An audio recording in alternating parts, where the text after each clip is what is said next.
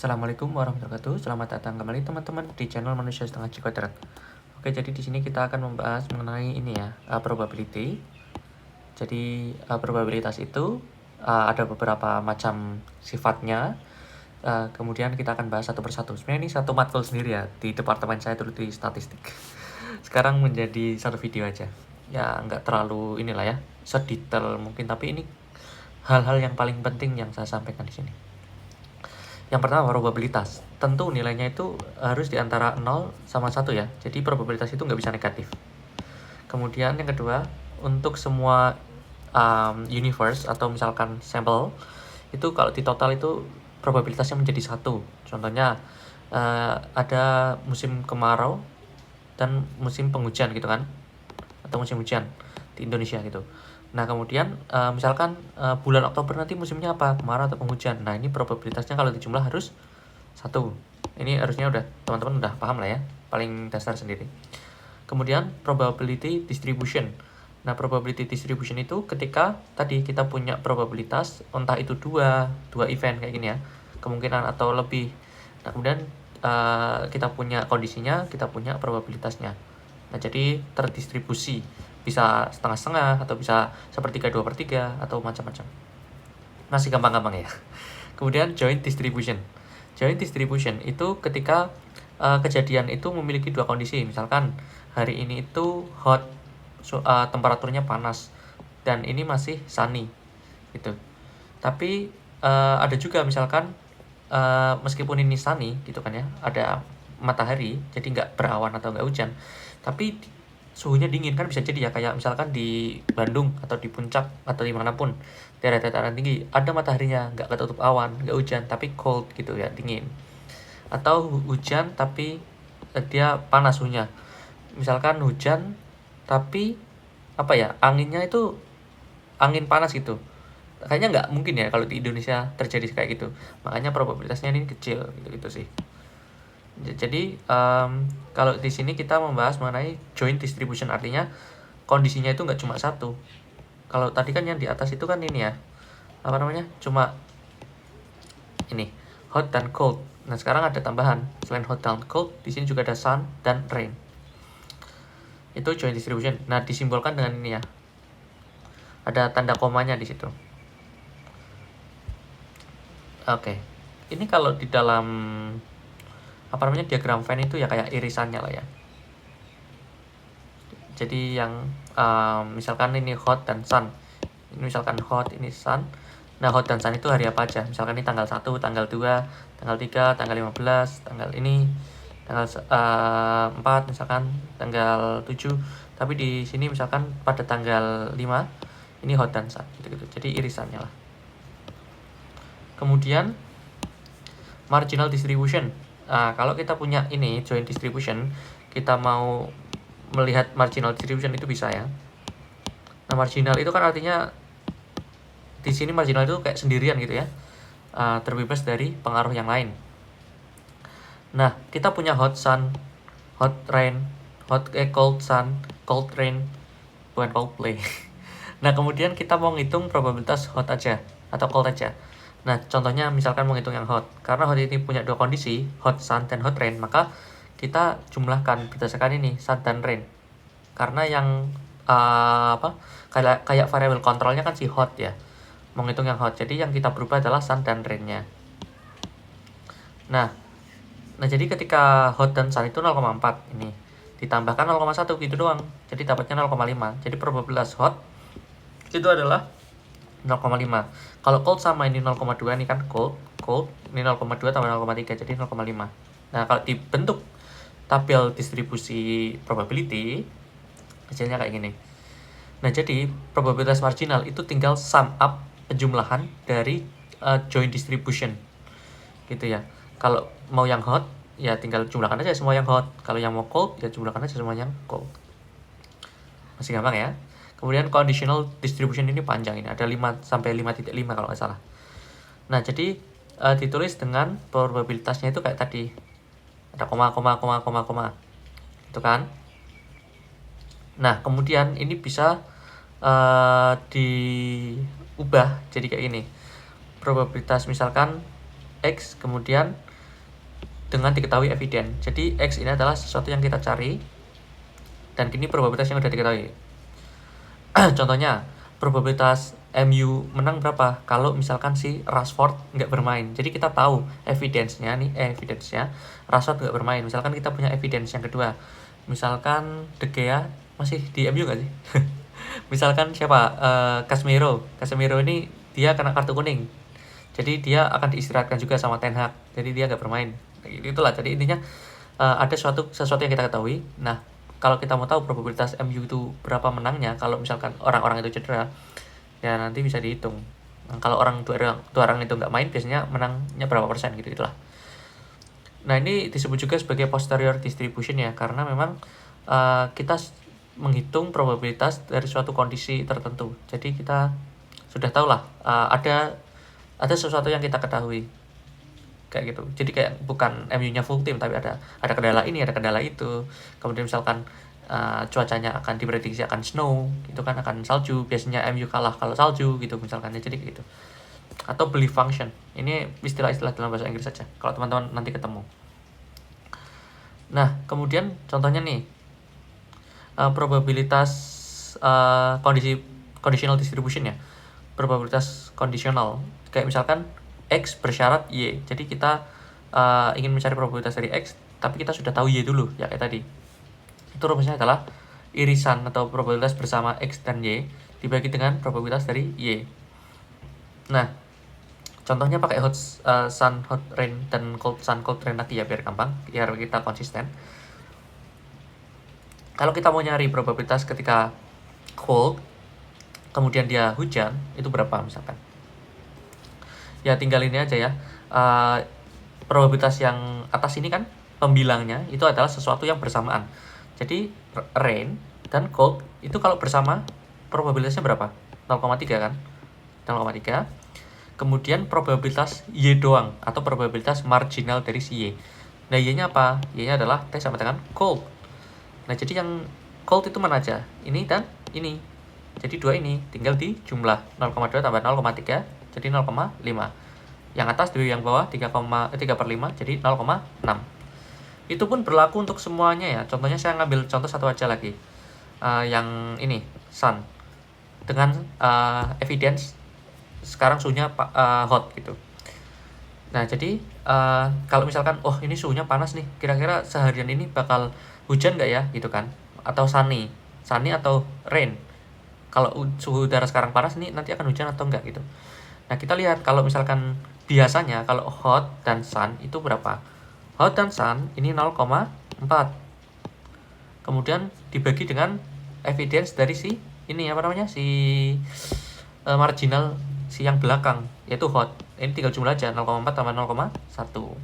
Jadinya 0,4 bagi 0,05 jadi 4/5 jadi 0,8. Nah, kemudian kalau misalkan kita juga sudah tahu ya, kayak ini rain, ini hot, ini rain, ini hot, ini 0,1. Kemudian misalkan di bawahnya berarti jumlahan ini ya, karena sama-sama hot, 0,1 tambah 0,4 jadinya 0,1 bagi 0,5 sama dengan 0,2. Nah, maka sebenarnya kita bisa menghitung yang ini, yang sun dan hot ini dengan 1 dikurangi dari probabilitas X sama dengan rain, tapi T sama dengan hot. Nah, kenapa demikian? Karena kalau kita lihat, ini belakangnya saya ganti warna biar lebih jelas. Ini cold, ini cold. Nah, jadi yang hot itu 2 ya, 1, 2. Kalau kita bisa menghitung 1 saja, nanti kita bisa menghitung 1 kurangi yang lain. Gitu. Jadi kalau kita udah ngitung ini, hasilnya 0,2 ini, ya kita tinggal 1 kurangi 0,2 aja. Hasilnya 0,8. Tidak perlu menghitung ulang kayak gini lagi. Kepanjangan nanti. Gitu. Ini udah morak-marik ya tulisannya. Tapi ini seperti itu. Nah, itu yang disebut sebagai conditional distribution atau conditional probability. Nah, kenapa distribution? Distribution itu artinya kita menghitung semua. Kalau satu doang ya probabilitas bersyarat gitu doang ya. Tapi kalau kita ngitung semuanya jadi distribution. Nah, mungkin kita hapus-hapus dulu. Atau mungkin videonya akan saya pause ya. Oke, kita akan belajar mengenai notasi. Nah, kalau X sama Y-nya kecil berarti dia suatu konstanta. Artinya apa? Ini bisa dituliskan juga seperti ini. probabilitas dari X besar sama dengan X kecil, Y besar sama dengan Y kecil. Nah, nanti kita replace X kecil sama Y-nya kecil diganti dengan suatu kondisi kita. Contohnya, probabilitas dari W, weather-nya itu rain, dan T, temperaturnya itu cold. Ya, jadi ini ya, W-nya sama dengan rain, T-nya sama dengan cold. Nilainya 0,6. Jadi, ini adalah single number. Nah, kalau X-nya besar, Y-nya besar, berarti ini 2 kali 2 tabel. Ini ya. Nah, jadi PX, Y yang gede, dan ini koma ya, bukan bersyarat, berarti ini, tabel ini. Jadi 2 kali 2. Ini kan ada 2 hot, bukan 2 hot. Ada 2 temperatur, dan dikali dengan 2 weather. Jadi tabelnya 2 kali 2. Atau isiannya jadi nanti ada 4 ya. Ini 1, 2, gimana sih kombinasinya ini? 1, 2, 3, 4 gitu. Sorry. Ya, jadi nilainya ada 4 dan tabelnya 2 kali 2. 2 kali 2 itu ini maksudnya. Ininya 2 kali 2. Oke. Kemudian probabilitas X besar dan Y besar tapi ada garis tegaknya, bersyaratnya. Berarti itu two elemen. Ini two elemen. Jadi ada dua elemen. Nah, artinya apa? Artinya ini PX Y ini kita gambar di mana ya? Di sini aja lah ya. Ya. Misalkan ini rain. Ini sun. Berarti ini 0,6, ini 0,4. Ini probabilitas dari W di mana bersyarat T sama dengan cold. Kemudian probabilitas W di mana T sama dengan sun itu sama dengan ini rain, ini sun. Kemudian nilainya berapa nih? Oh, ini hot ya. Sorry, ini hot.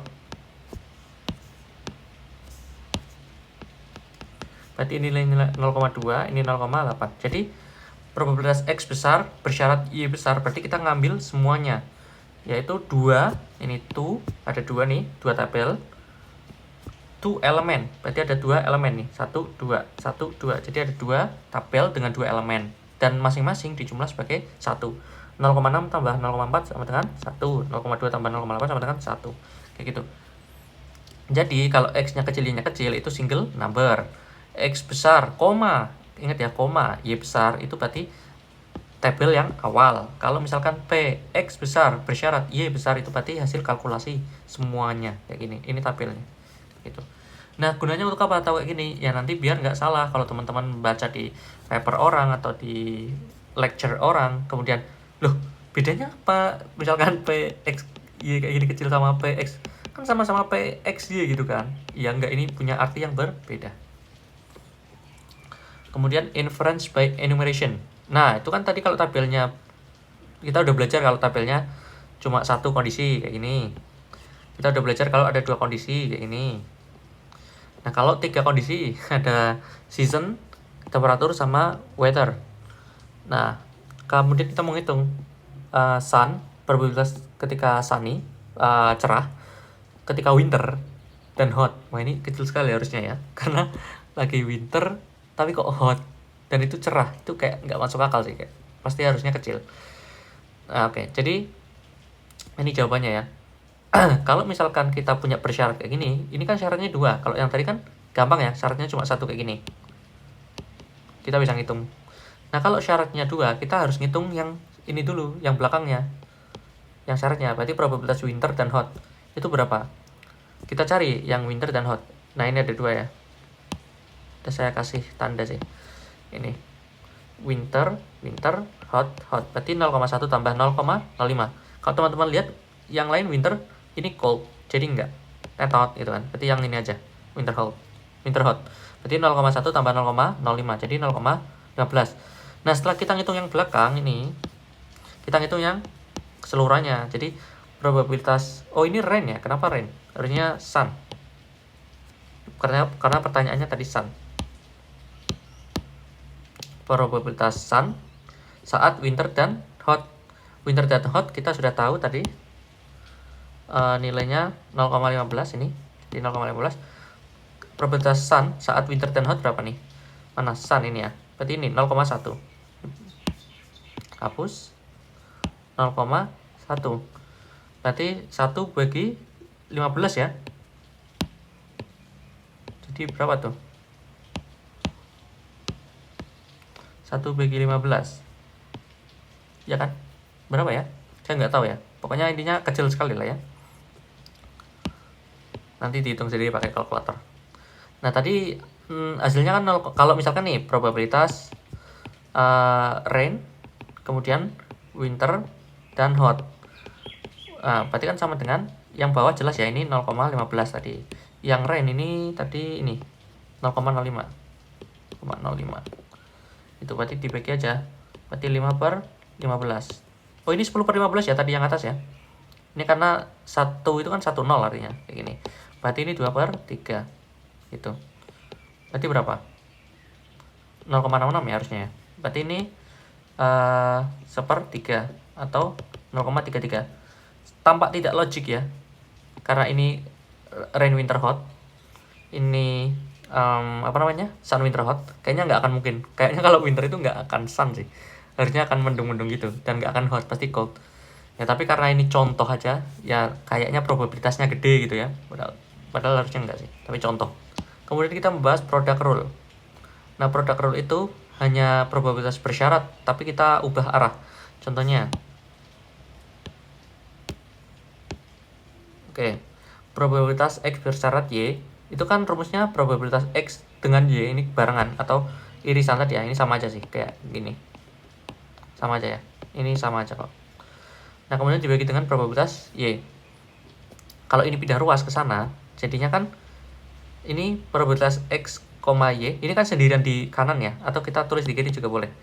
Berarti ininya ngikut dikalikan kepada X bersyarat Y, jadi ini dikalikan dengan ini. Hanya pindah ruas gitu loh. Nah, contohnya gini. Kalau misalkan kita punya PW, ini ya, ini sebagai P prior, kemudian kita punya PT bersyarat W atau PX bersyarat Y, kan sama aja ya. Gitu kan, jadi yang belakang nih, W, ini Y, yang depan T, ini X, hanya pergantian simbol aja. Sekarang kita hitung ya, misalkan ini sun, ini sun kan, jadi sun itu dikalikan dengan yang sun, ini sun, jadi 0,8 kali 0,1, 0,8 kali 0,9, hasilnya ini. Yang rain, ini dikalikan dengan ini dikalikan dengan ini, karena ini rain, hasilnya ini. Jadi ketika kita punya probabilitas prior, ini probabilitas prior, kemudian kita punya probabilitas bersyarat, nah kita bisa menghitung probabilitas bersama gitu. Jadi tinggal pindah-pindah ruas saja. Oke. Kemudian misalkan chain rule itu ketika kita punya probabilitasnya banyak ya. Kalau tadi kan kita ini punya 2 doang ya, X, Y. Kalau banyak, X1, X2 sampai Xn gitu kan. Ya itu sama aja, tinggal Xn bersyarat dengan X1 sampai Xn-1. Kemudian dikalikan dengan probabilitas X1 sampai Xn-1 gitu. Jadi sampainya Xn-1, udah bukan Xn lagi. Karena Xn-nya menjadi prior. Sebagai yang kita cari di sini. Nah, sisanya sebagai priornya. Nah, kemudian kalau kita kan sudah sama nih, yang depan nih. Nah, kemudian yang belakang juga sama, P Xn-1. Nah, karena kita menjadikan Xn-1 ini paling kanan, ini jadikan paling kiri, ini, maka bersyaratnya sampai Xn-2. Sampai terus kita sampai PX1, sampai paling ujung. Nanti kayak gitu. Itu chain rule. Tapi kita nggak bahas ya, karena itu terlalu banyak. Ya, intinya sama sih kayak yang tadi. Ini, ngitungnya ya. Rumusnya sama persis kayak gini, cuma ini kebetulan cuma 2. Nah, kalau ini banyak gitu. Kemudian kalau Bayesian rule itu berarti kan kita tahu ya, kalau misalkan probabilitas X, Y gitu kan, itu dikalikan dengan probabilitas Y harus sama dengan probabilitas Y, X bersyarat X gitu. Jadi kayak kalau ininya Y-nya yang di belakang, ya yang dikalikan dengan PY. Kalau X-nya yang di belakang, ya dikalikan dengan PX kayak gitu. Nah, jadi seperti itu. Ini ya. Ini. Jadi kayak gitu. Nah, kemudian ini bisa pindah ruas. Kalau si PY-nya pindah ruas, jadi pembagi ke sini. Jadi pembagi, jadinya kan kayak gini. Probabilitas X bersyarat Y itu sama dengan probabilitas Y bersyarat X dikalikan probabilitas X dibagi probabilitas Y, karena yang tadinya di sini nih PY-nya pindah ke sini. Gitu doang. Jadi sebenarnya si product rule dan juga chain rule dan juga bias rule itu hanya perpindahan arah ini aja sih, pembilang. Jadi pembagi gitu-gitu. Nah, kemudian si PYX ini biasanya disebut sebagai likelihood. PX itu sebagai probabilitas prior, PY itu sebagai probabilitas of evidence. Gitu. Nah, contohnya ada contoh kasus, misalkan probabilitas semua orang itu terkena kanker paru-paru, misalkan itu 0,01. Nah, kemudian probabilitas kalau misalkan kita melakukan X-ray kepada orang yang terkena kanker paru-paru, dia akan terdeteksi 0,8. Artinya apa? Artinya 80% orang yang kanker paru-paru kemudian dilakukan X-ray, kemungkinan dia akan terdiagnosis, oh iya emang benar ini kena kanker. Tapi ada orang yang kena kanker tapi 20%-nya itu gak terdeteksi sama X-ray, perlu dideteksi lebih lanjut, misalkan pakai alat medis yang lebih canggih. Nah, kemudian probabilitas di X-ray-nya itu positif padahal tidak terkena kanker. Misalkan nih ada orang gitu kan ke rumah sakit cuma mau cek kesehatan, kemudian didiagnosis sebagai kanker padahal dia itu sebenarnya nggak punya kanker, itu probabilitasnya misalkan 10%. Ini ya 0,1 ya.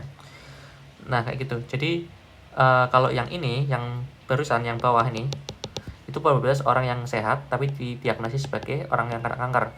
Nah, sedangkan yang atasnya itu adalah orang yang kena kanker tapi didiagnosis kena kanker beneran gitu. Jadi makanya ini gede, 80% ini kecil. Orang nggak bersalah kok didiagnosis kanker itu, makanya kecil. Nah, lalu probabilitas beneran kanker kalau positif X-ray berapa gitu kan. Jadi kalau misalkan ini orang, kemudian di X-ray cekrek gitu kan. Oh, dia positif nih, punya kanker. Nah, sebenarnya dia itu beneran kena kanker atau enggak? Kalau kita langsung jawab, wah, ya bener dong, karena 80% kan dari orang-orang yang di X-ray dan dia sebenarnya punya kanker kan benar gitu. Artinya kayak X-ray itu akurasinya kan 80% alatnya gitu kan. Ya nggak langsung kayak gitu, karena buktinya ada orang yang nggak kena kanker 10% didiagnosis kanker, di X-ray-nya positif padahal dia nggak punya. Makanya kita nggak bisa semena-mena kalau probabilitas kanker padahal dia positif X-ray itu langsung 80%. Nggak kayak gitu, karena teman-teman bisa lihat di sini. Kita hapus bentar ya. Kita pakai warna kuning. Probabilitas kanker jika positif X-ray-nya itu bisa terjadi dua kemungkinan. Positif X-ray itu terjadi ketika benar kanker paru-paru, dan positif X-ray itu juga bisa terjadi ketika kita tidak punya kanker paru-paru. Makanya kita nggak bisa ngambil semena-mena probabilitas dari ini yang atas, kita harus mempertimbangkan yang bawah juga. Jadi dua kondisi ini harus diperhatikan. Jadi nggak bisa jawab langsung, oh 0,8, kayak gitu kita ngambil ini doang dong, yang ini nggak dihitung, padahal kita ada peluang nggak sakit pun dianggap sakit gitu. Jadi kita pakai rumus Bayesian biar gampang. Probabilitas kena kanker ini kan panjang ya, di sebagai K kanker misalkan, probabilitas X-ray-nya positif itu X-ray itu. Nah, biar gampang, biar pendek, kemudian T itu ini bukan T ya, ini negasi kayak gini, set kayak gitu, siku. Atau biasanya kadang di notasi yang lain disimbolkan kayak tilde ini, kayak gelombang, bisa juga negasi. Negasi itu artinya misalkan makan, berarti kalau kayak gini artinya tidak makan, atau kayak gini artinya tidak makan. Ini makan, tidak makan, tidak makan. Ini adalah kebalikannya lah intinya. Nah, kemudian kan kita tahu dari rumus Bayes, probabilitas dari K bersyarat X itu akan probabilitas dibalik ya, X bersyarat K, lalu yang ini yang belakang, jadinya ini belakang, probabilitas dari K ini yang belakang, jadi di bawahnya di sini X kayak gitu. Itu rumus base ingetnya kayak gitu aja. Pokoknya kita punya probabilitas kayak gini, tinggal dibalik jadi X yang depan, K yang belakang. Kemudian sebelah kanannya itu pakai yang belakangnya ini. Nah, yang bawah ini pakai yang di sebelah kirinya sama dengan kayak gitu. Biar gampang, biar ingat. Nah, yang probabilitas X itu kan positif X ini kan. Positif X-ray ini, X itu kan positif X-ray, itu bisa terjadi pada orang yang kena kanker dan juga bisa terjadi pada orang yang nggak kena kanker. Sama-sama bisa positif, cuma lebih kecil aja kalau nggak kena kanker tapi positif X-ray gitu kan. Kita bisa masukkan nilai-nilainya. Probabilitas X terkena kanker, probabilitas X-ray-nya positif padahal terkena kanker itu kan 80% akurasi dari alatnya gitu kan, untuk orang yang kena kanker beneran. Kemudian probabilitas orang terkena kanker itu sebenarnya 0,01. Oh ya, ini X, ini K ya, bukan X. Kita ganti. Jadi probabilitas orang yang terkena kanker beneran itu 0,01. Kemudian yang bawah probabilitas X bersyarat K. Jadi X-ray-nya positif dan dia memang beneran kanker. Ya yang atas tadi ya, yang ini ya sama aja, 0,8. Terus probabilitas dari K ya sama, yang atas ini. Nah, kenapa nggak dicoret langsung gitu misalkan? Ya nggak, kan ini ada positifnya. Jadi kan kayak misalkan A per A plus B. Ya ini nggak bisa dicoret ya, karena ada positifnya gitu. Kemudian di sini ada probabilitas X-ray-nya positif padahal dia nggak terkena kanker. Nah, berarti alatnya salah, itu 0,1. Kemudian probabilitas orang nggak terkena kanker tinggal 1 kurangi 0,01 gitu. Jadi 1 kurangi 0,01 itu berapa sih? 0,99 ya. Jadi 99% di dunia ini orang itu nggak kena kanker kayak gitu. Nah, kita sudah punya semua angkanya, tinggal dihitung, didapatkan 0,075 atau 7,5%. Ini biar lebih ke gambar, kalau misalkan kita punya 1000 orang yang diteliti, berarti kan yang terkena kanker karena 0,01 tadi kan, berarti kan kali 1000, hasilnya berarti kan 10 ini kayak gitu. Kemudian orang yang gak kena kanker ya tinggal 1000 kurangi 10, kita kan udah dapat 10, ini 1000, jadi 990. Dari orang yang kena kanker, yang positif X-ray itu kan 80% tadi. Yang kena kanker akurasi, kalau orang yang kena kanker masuk ke lab kemudian di rongsen gitu kan, akurasinya kan 80%. Jadi 80% kali 10 jadi 8 orang. Kemudian yang dia sebenarnya kena kanker tapi lolos dari X-ray itu kan tadi kan cuma 100% kurangi 80%. Artinya 20%. 20% dari berapa? 10 itu kan 2. Atau bisa dihitung karena kita sudah punya tahu 10, yang benar diprediksi itu 8, berarti kan 10 kurang 8 sama dengan 2. Bisa jadi perhitungan yang kayak gini atau bisa kayak gini. Nah, sama yang tadi yang nggak kena kanker, kena positif X-ray, itu kan tetap ada probabilitasnya 10% kan. Nah, jadi 10% kali 990 sama dengan 99 ini. Kemudian tinggal 990 kurangi 99. Jadi 891 ini. Ini adalah probabilitas orang tidak terkena kanker dan tidak positif X-ray-nya alias negatif. Nah, kemudian probabilitas beneran kanker dengan X-ray positif itu berapa? Ya kita cari aja yang X-ray-nya positif mana. Ini sama ini kan. Yang X-nya positif berarti 8 tambah 99 nih. Dan yang beneran kanker berapa? Ini berarti cuma 8. 8 bagi 8 plus 99 sama hasilnya 7,5% kayak yang di atas ini. Itu bias. Kemudian independence. Ini salah satu yang krusial juga di probabilitas ya. Probabilitas itu dikatakan sebagai independen jika probabilitas X dan Y gabungan ini itu sama dengan nilainya kalau kita perkalikan probabilitas marginalnya. Contohnya probabilitas Barca dan MU menang secara bersamaan itu harus sama dengan probabilitas Barca menang dan MU juga menang, terus dikalikan gitu probabilitasnya masing-masing. Kayak gitu sih. Tapi itu pasti probabilitasnya rendah ya, karena Madrid kan kuat ya, nggak kayak Barca ya. Saya Madridista btw.